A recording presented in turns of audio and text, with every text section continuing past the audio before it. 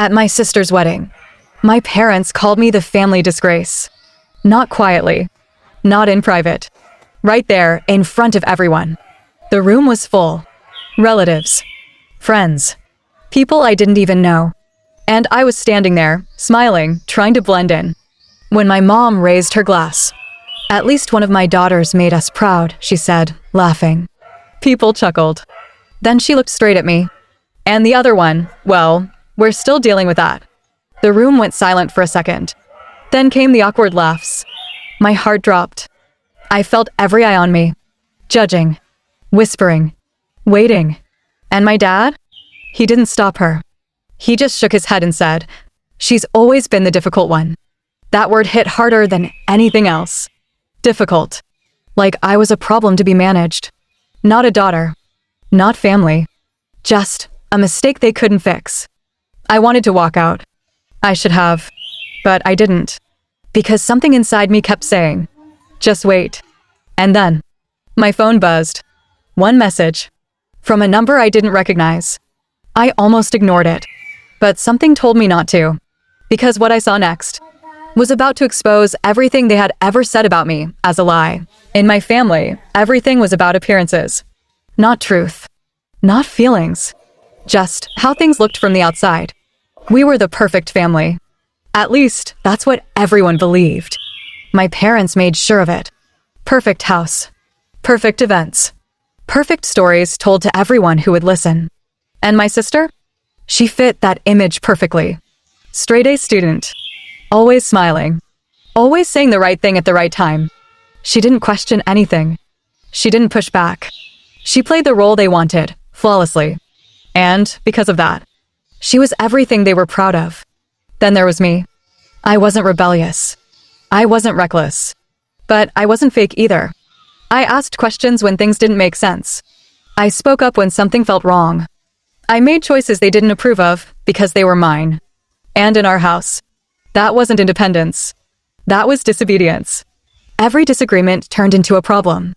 Every opinion turned into attitude. And slowly, they started building a story about me. A version of me that wasn't real, but was easy to believe. She's difficult. She's unstable. She makes bad decisions. At first, it was subtle. Little comments and conversations. Small jokes in front of relatives. But over time, those comments turned into labels. And those labels turned into my identity. To everyone else. I started noticing the way people looked at me differently. The hesitation in their voices. The distance in their behavior. Like they already knew something about me. That I didn't. And the worst part? I started believing it too. Questioning myself. Second-guessing everything. Because when the people closest to you keep repeating something, it starts to feel like truth. Even when it's not. But what I didn't know back then was, they weren't just talking about me. They were controlling the narrative. Shaping how the world saw me. So they could stay perfect. And I could stay the problem. When my sister got engaged, everything in our house shifted overnight. It wasn't just a wedding. It was the event. The one my parents had been waiting for. The perfect opportunity to show everyone exactly who we were, or at least, who they wanted us to be. Planning started immediately. Venues. Flowers. Guest lists. Every detail had to be flawless. And my sister? She was glowing. Happy. Excited. Completely in her element. Because this wasn't just her wedding. It was her moment to shine. And my parents made sure of that. Every conversation revolved around her. Every decision centered on her. And me? I was included, just enough to keep things looking normal. Not because they wanted me there, but because it would look strange if I wasn't. Just stay out of the way, my mom told me a week before the wedding. And please, don't cause any drama. I almost laughed. Because I hadn't done anything. But somehow, I was already the risk. The potential problem. Still, I agreed. I told myself I'd keep my head down. Smile when needed. Talk when spoken to. Disappear into the background. Because despite everything, she was still my sister. And a part of me still hoped that maybe this time would be different. Maybe this one day, we could just be a normal family. No tension. No labels. No quiet judgment in every corner. So I showed up, dressed the way they expected. acted the way they wanted, trying to be invisible in a room full of people who already had an opinion about me. But no matter how quiet I stayed, I could feel it. The looks, the whispers, the subtle distance. Like I didn't belong there. Like I was already out of place. Before anything even happened, the reception was exactly how they wanted it. Elegant. Perfectly organized. Every detail in place. Music filled the room. People laughed, clinked glasses, took pictures. From the outside, it looked like the perfect night. And for a moment, I almost believed I could get through it quietly. Stay in the background. Avoid attention. Just exist, without becoming the problem. But that didn't last. Because eventually, the speeches started.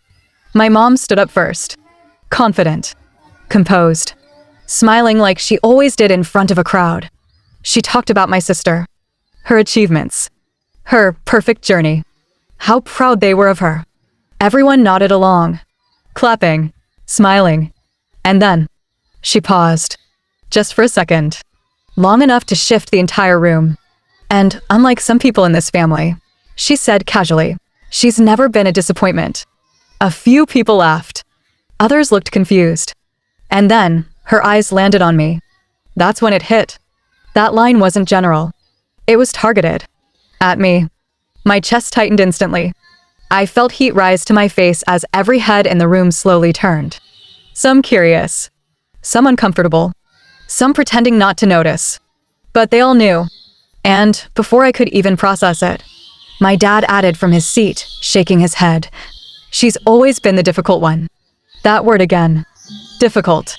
Like I was a burden they had to carry. Not someone they chose to love. The laughter this time was quieter. More awkward. But it still happened. And that was enough. Because in that moment, I wasn't just embarrassed. I was exposed. Reduced to a label, in a room full of people who didn't know me, but now thought they did. And all I could do was stand there and take it. I couldn't stay there. Not after that. The noise, the laughter, the way people avoided looking at me. It was too much. So I walked out, past the lights, past the music, past the version of family I was never really part of. The air outside felt colder, quieter. And for the first time that night, I could breathe. Barely. My hands were shaking as I reached for my phone. I didn't even know what I was looking for. A distraction. An escape. Anything to stop replaying what just happened. And then, it buzzed. One notification. From a number I didn't recognize. I stared at it for a second. Almost ignored it. Because the last thing I needed was something else going wrong. But something about it felt different. So I opened it. Hi, you don't know me, the message read. But I think you deserve to know the truth. My heart skipped. The truth? About what? Before I could think too much, I noticed there was an attachment. A file. My fingers hesitated over the screen. Part of me didn't want to open it. Because what if it made things worse? What if it confirmed everything they had been saying about me? But another part of me, the part that had been questioning everything for years, needed to know. So I tapped it. And for a second, nothing made sense. Just pages of screenshots, emails, messages, records. Then slowly, the pieces started coming together. Names I recognized. My parents. Dates that lined up with moments in my life. Moments I thought I had failed. And suddenly, my breathing stopped. Because this wasn't random. This wasn't coincidence.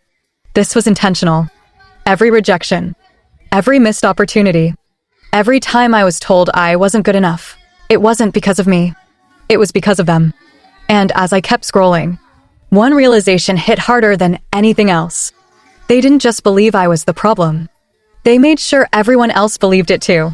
And right there, standing outside that wedding, I finally understood something I never thought possible. I was never the disgrace. I was the lie they needed. I kept scrolling. Slowly at first, then faster. Because with every message, every email, every timestamp, the truth became impossible to ignore. This wasn't one mistake.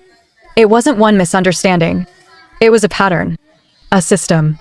There were emails from my parents to employers, warning them about me.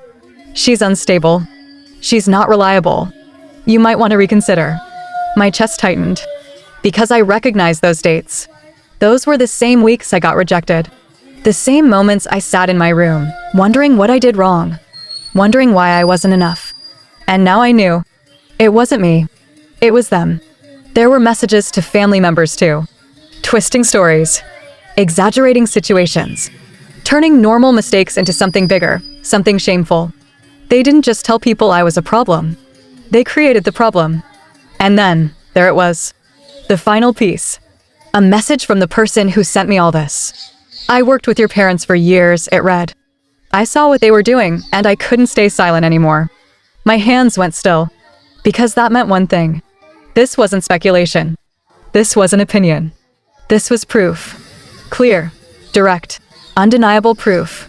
I looked back at the wedding hall through the glass doors. The lights. The laughter. The perfect image they had built. And for the first time, I wasn't intimidated by it. I wasn't hurt by it. I saw it for what it really was. A performance. A carefully constructed story, designed to make them look perfect, and me look like the flaw. But that story was about to end. Because this time, I had the truth in my hands. And I wasn't going to stay silent anymore. I stood there for a moment, staring at the screen. Then I locked my phone, took a deep breath, and walked back inside. The music was still playing. People were still laughing. Like nothing had changed. But for me, everything had. I wasn't shrinking anymore. I wasn't avoiding eye contact. I walked straight through the crowd, past the tables, toward my parents. They noticed me immediately. The same look as always. Expectation. Control. Assumption. Like I would just sit down, stay quiet, and let it go. But I didn't.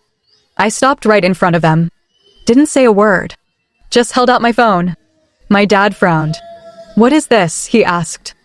I didn't answer. I just opened the file and turned the screen toward them. At first, confusion.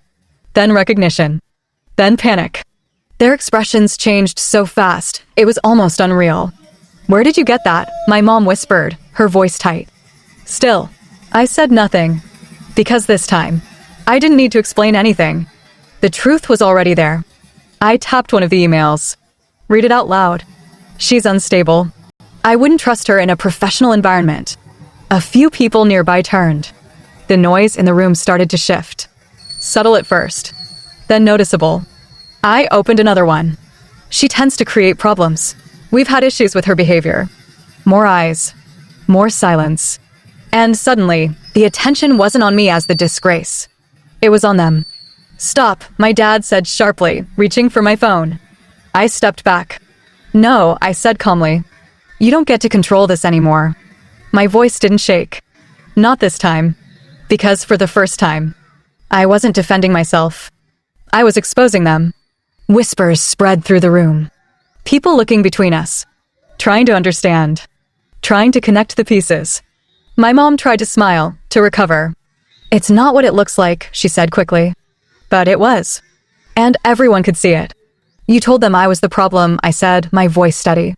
"But you made sure I never had a chance to prove otherwise." Silence. No denial. No real explanation. Because there wasn't one. And in that moment, everything they had built, the perfect image, the perfect story, started falling apart. Right in front of everyone. After that, the room changed. Not instantly, but you could feel it. The music kept playing, but no one was really listening anymore. The laughter faded. Conversations slowed. Eyes kept drifting back to us. The same people who had been smiling at my parents just minutes ago now looked unsure, uncomfortable, questioning. Whispers spread quietly across the room. "What did she say? Is that true? Why would they do that?" And for the first time in my life, they weren't controlling the narrative. My parents tried to recover, tried to explain it away. "It's a misunderstanding. We were just trying to help. She's taking things out of context." But their voices didn't carry the same weight anymore. Because once doubt enters the room, perfection disappears. I stood there, watching it all unfold. Not with anger. Not even with satisfaction. Just clarity. Because this wasn't about embarrassing them. It wasn't about revenge. It was about truth. And the truth had a way of doing something they never could. Standing on its own. Without excuses. Without control, people started stepping back, creating distance. Not from me, but from them. And in that moment, I realized something I never thought I would feel. I wasn't the outsider anymore. They were. Because the story had finally flipped. And this time, everyone could see it. I wasn't the disgrace. I never was. I was just the truth. In a family built on lies. For so long, I tried to prove myself. Tried to fix what they said was broken. Tried to become someone they could finally accept. But the problem was never me. It was the story they created. And the moment that story broke, so did their control. I didn't need revenge. I didn't need validation. I just needed the truth to be seen. Because once people saw it, everything changed. And for the first time in my life, I wasn't the one being judged. I was the one finally free.